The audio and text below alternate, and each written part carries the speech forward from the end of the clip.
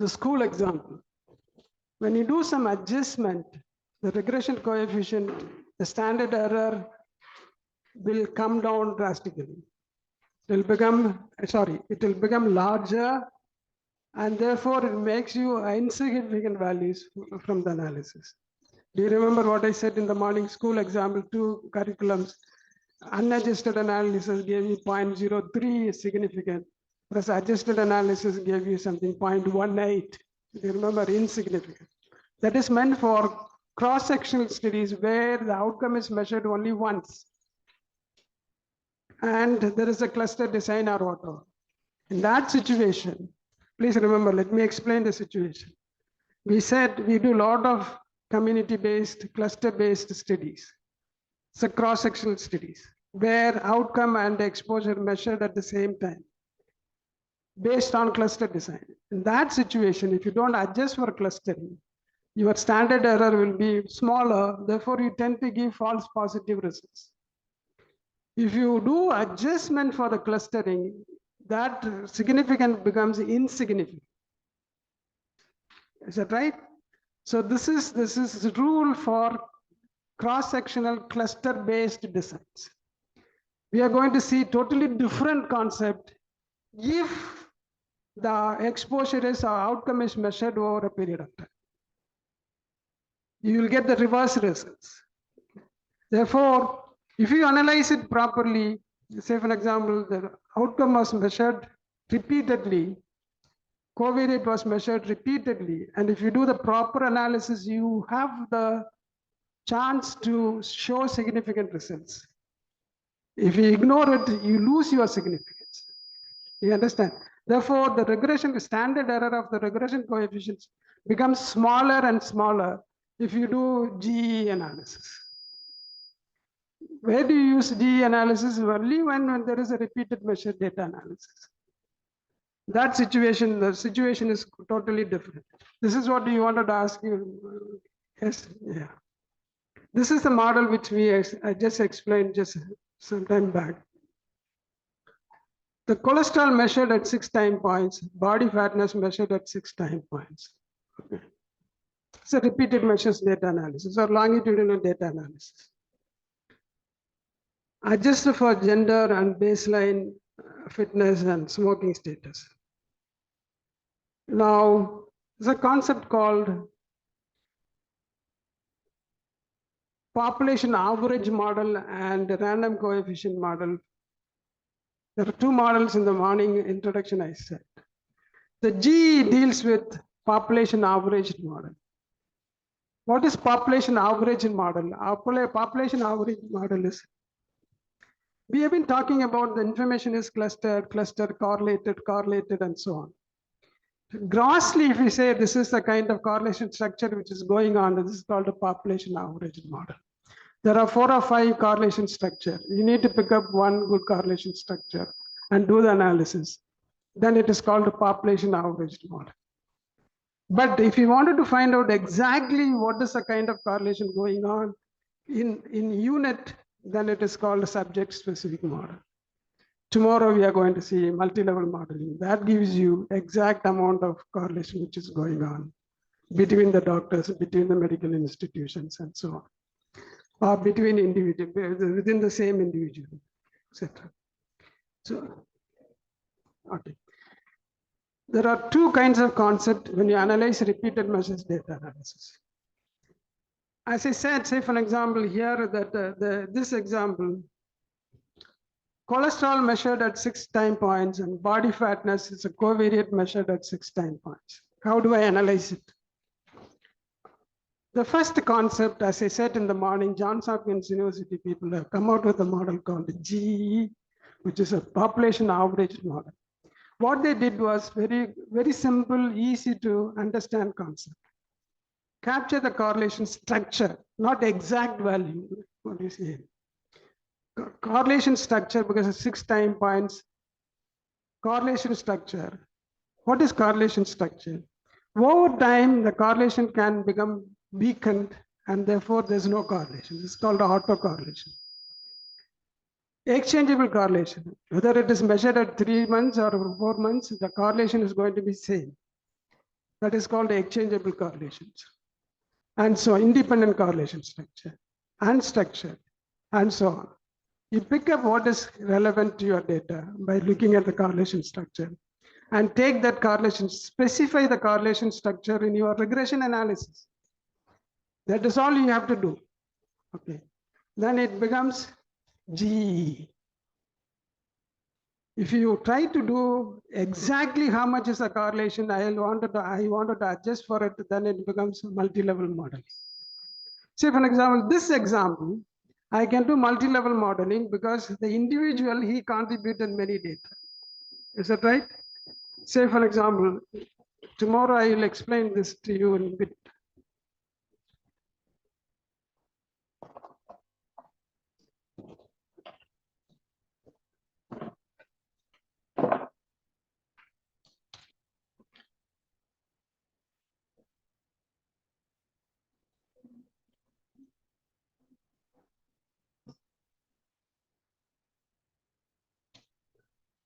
He contributed 6 readings.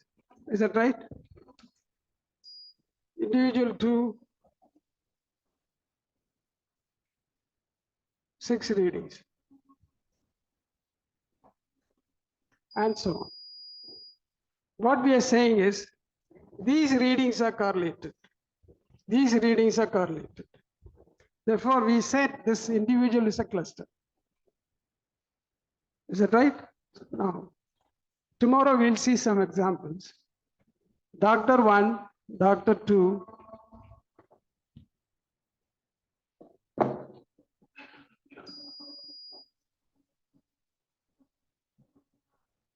he treats 10 patients.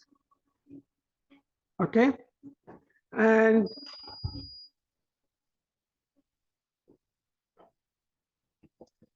he treats 10 patients. He's, for an example, he has gone abroad and come back. He knows the epidemiology very well, or treatment procedures very well.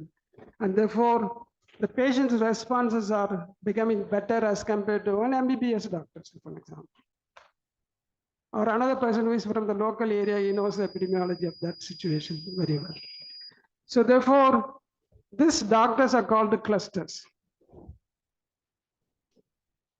So individual level, within mass below person, this is an obese person and so on. You understand? His observations are correlated. How do I analyze this data? Should I go for a population average model or should I go subject specific model? Either way you can approach it. Here, say for example, I can say here exchangeable correlation. Here I would say estimate intra-class correlation coefficient exactly and adjust for it. This is subject specific model. I'll tell you tomorrow, we'll see. You see the difference between the two. Okay. And so this is the GE model is easy to address the risk factors. Here you can do, if you have a good software, it is easy to do this kind of. What is the advantage of doing multi-level modeling? Say for example here, if these two doctors are coming from a referral hospital and there are D4, D5 and so on coming from a private clinic. So their experience is going to get transferred to the patients. You measure the patient's level here and you deal with 2 levels now, doctor level and the institution level. The doctors are belonging to these institutions. The institutions are different. Therefore, you can bring in something else also. Okay. And so therefore it is called a multi-level model. Any questions? So it is your responsibility to tire your levels. And then the rest is easy to bring in into the analysis.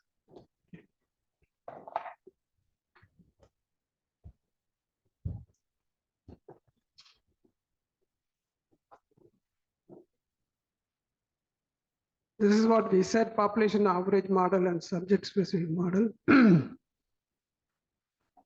The G, which is a population average model, this is what this heading says, working correlation structure. There are some specific structure, you deal with that. So this is your, we'll see, we are going to come in. Okay.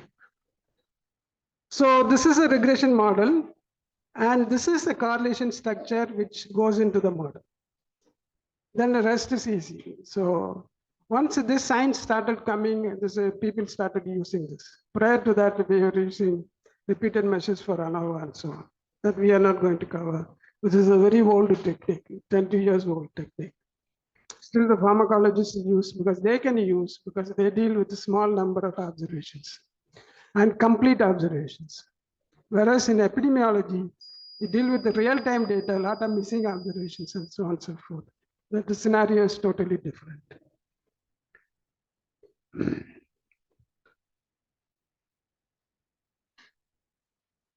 The correlation sector represents the correction for correlation between observations. Because once you correct this in the regression model, then the correlated observations becomes uncorrelated after the analysis, after the adjustment. It's like adjusting for your confounding variable. So therefore, we are dealing with between subject, a significant beta 1 regression coefficient. This is your covariate, fatness. It means either the people who have high levels of fat have also had high levels of cholesterol. It is a positive correlation. Okay. This is a population average model. So I say as compared to, this is if I am a person with less body fat as compared to another person who is having a high level of body fat, that is you compare. As compared to him, what is my level and so on and so forth. That is between subject. Because it is a repeated measure, so you can say within subject, what was his level 1 month ahead or the baseline level? What is his level now after 6 months? So if you compare that within the subject, it's called within subject, so interpretation. So therefore, the repeated measures data analysis, a population average model, it is meant to compare exposure, bad exposure value with the control values. So this is a iterative procedure, quasi likelihood. It's a likelihood I told you, difficult to estimate. So this is dependence is taken account of using within subject correlation, priori working correlation matrix. So this is a state output. Okay. This is your R output. This is what you are going to do today. Okay. As you see here, there is a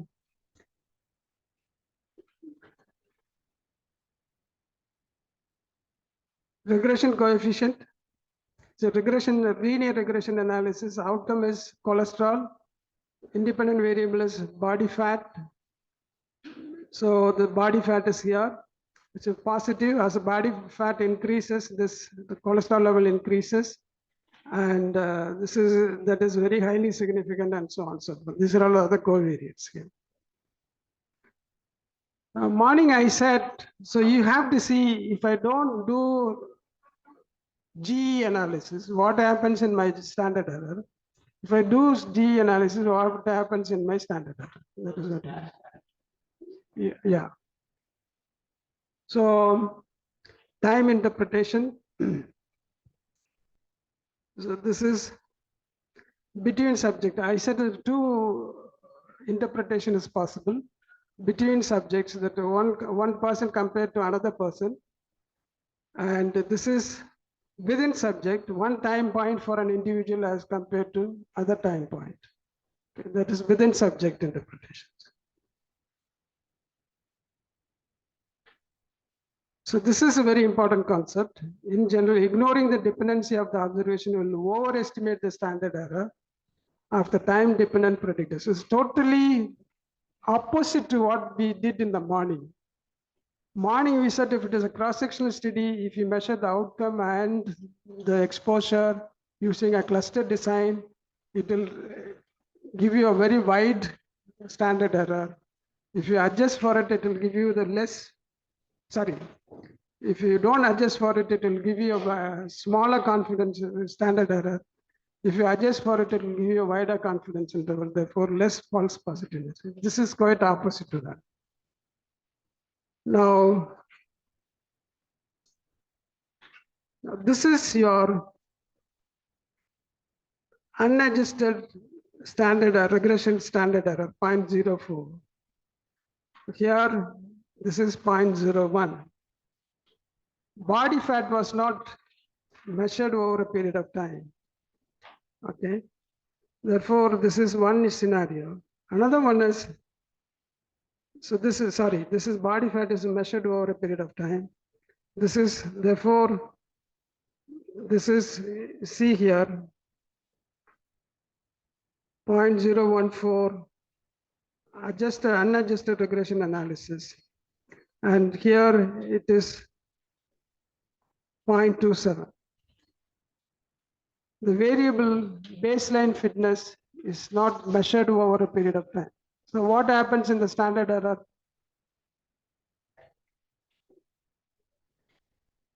Unadjusted is 0.14, adjusted is 0.27. It increased. I don't worry about it because this is not measured over a period of time. But you see here, body fat was measured over a period of time. Unadjusted regression value is how much? 0.04. Adjusted is how much? 0.01. So it decreases. Is that right? So today, as against the morning discussion, today we are saying that the adjusted analysis will give you a smaller standard error and gives you many significant results. Is that right? Please remember this. So there is an advantage if you do G analysis, you would be able to bring out a lot of significant results. Okay. The variable which is not measured over a period of time, that you don't worry about it. Okay. But if there is a repeated measures, there is an advantage of doing G analysis. This is to tell you the same thing again and again. This is about scale parameter. We are going to use, this is a scale parameter here.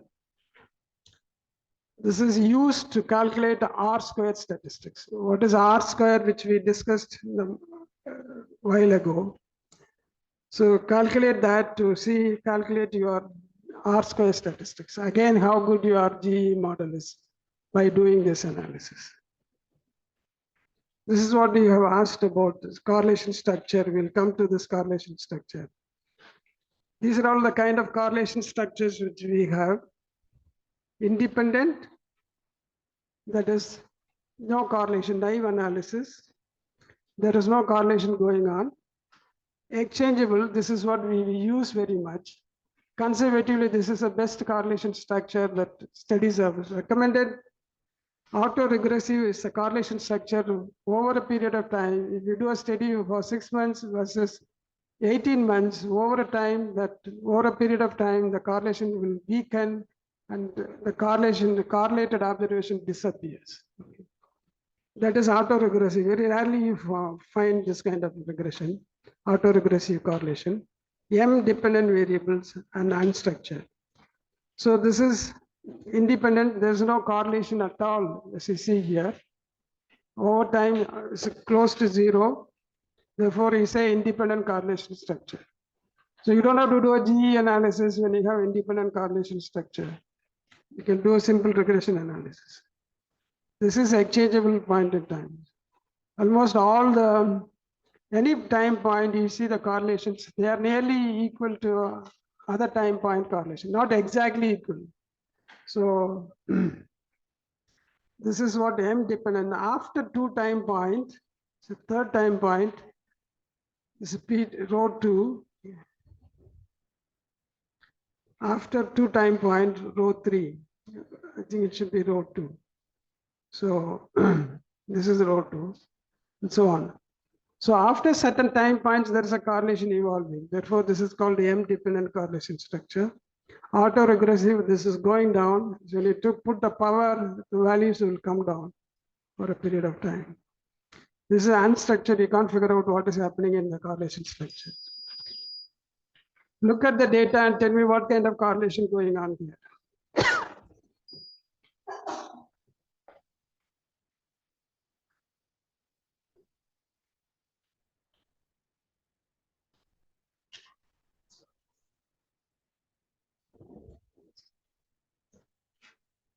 Increasing or disappearing?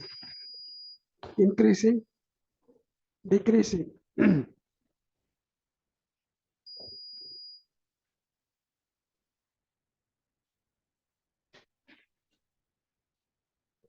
Decreasing or increasing? If you're very confused, thoroughly confused, then put an exchangeable correlation structure. Please remember that is advice. So this is looks like nephrology data. This is look at this data and tell me what is the kind of correlation structure going on.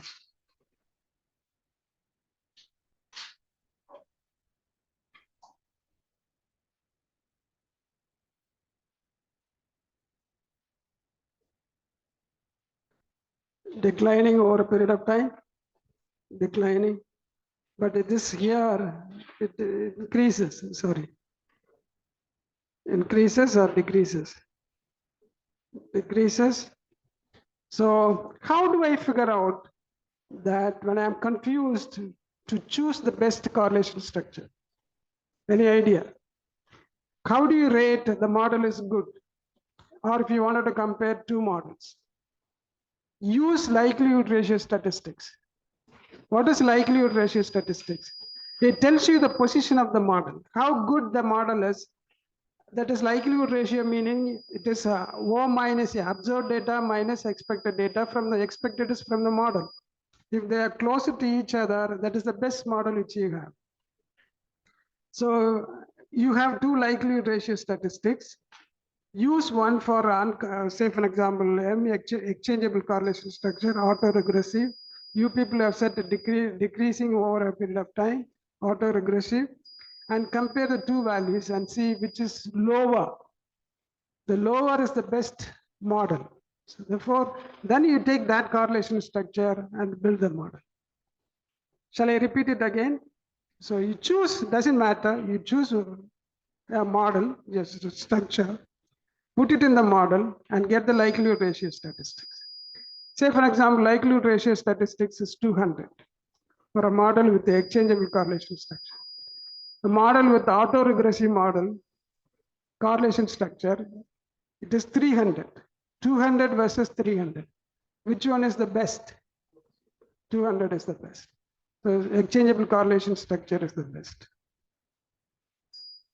So you can put each correlation structure and find out likelihood ratio statistics. Whichever is the minimum, you can get that model and run it. So said morning, conservatively, it is easy or choose. This is what this exercise is, using correlation structure and find out which is the best.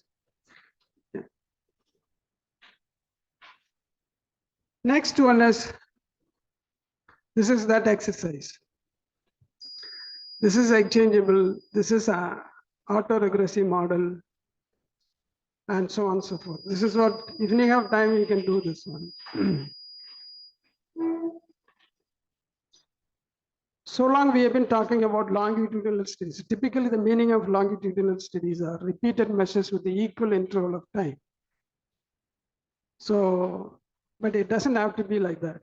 Sometimes you measure the information for every month for 6 months and 9th month and 12th month. That you have an unequal number of intervals here. In that situation, how do you handle it? Okay. Code time as in actual values, not 1, 2, 3, 4, but so like 9 and 14. So now you would say that what is a 1 month increase in your t variable? What is a corresponding change in the regression coefficient? So This is very important.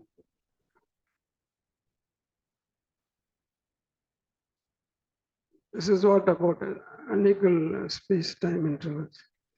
What we'll do is we'll do some problems. Now we'll discuss about it. Let me summarize what I have said. So we assume that observations are measured on equal time interval. Okay. And the outcome is measured on an equal time interval. If your covariate is also measured on an equal time interval, then how do you handle it? Now the question is, how do you choose a correlation structure? Okay.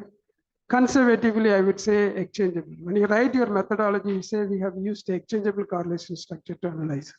Any reviewer will understand that conservatively they have put. It is not easy to pick up.